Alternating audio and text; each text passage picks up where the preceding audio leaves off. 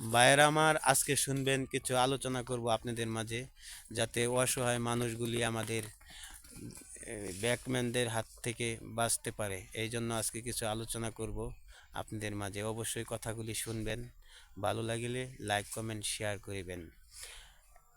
বলেন এবার আপনি। ভাইরা মানে আমি বলবো, আমি এই মনে করেন আপনাদের কাছে কিছু কথা আছে, যাতে মনে করেন বাটপার সিধা থেকে হুঁশিয়ার সাবধান হয়ে যান। হ্যাঁ, হ্যাঁ। কিন্তু চোরের 10 দিন সহজের একদিন। আপনারা সবসময় একটা কথা মনে রাখবেন। হ্যাঁ, আমি যদি মানুষের ঠকাই, হ্যাঁ, তাহলে কিন্তু আমাকে কে ঠকাবে? আল্লাহ ঠকাইবে। হুম। কিন্তু আল্লাহর কাছ থেকে আপনারা কেউ ছাড় দিতে পারবেন না। খুব সুন্দর কথা বললেন আপনি। অবশ্যই ভাইয়েরা আমার, এইগুলি থেকে দূরে থাকবেন। আপনার এই ফোন দিয়া বলবে যে ভাই আপনার মোবাইলে 50,000 টাকা যাইবে, আমাদেরকে 10,000 টাকা পাঠান। এইগুলির হাত থেকে আপনারা দূরে থাকবেন। এগুলি যারা কইরা অসহায় মানুষের কাছ থেকে টাকাগুলি নিয়ে খাইতেছেন, অবশ্যই আপনাদেরকে মৃত্যু হবে। একদিন আল্লাহর কাছে জবাব দিতে হবে। অসহায় মানুষের টাকা নিয়ে খাওয়া কি যে পাপ ভাই! যদি বুঝেন তাহলে কিন্তু আপনারা কখনো এগুলি কাজ করবেন না। কি বলেন ভাই? হ্যাঁ ভাই, বলছি এগুলি কাজ এই যে করবেন শুনে না। আরেকটা কথা কই দিই ভাই, মরার বই কিন্তু একটু পানি পাইতেন না। হুম। জানি মানুষের ঠকায়। এই এই তার জন্য মানে আপনারা সবাই হুঁশিয়ার হয়ে থাকবেন, বুঝছেন?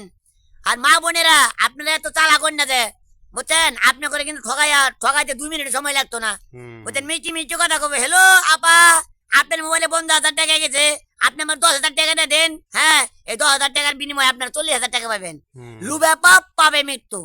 বুঝছেন বড় ভাই? যেতই চালাক্কানি করেন কাম হবে না, আল্লাহর কাছে তোমার ধরা দিতেই হবে।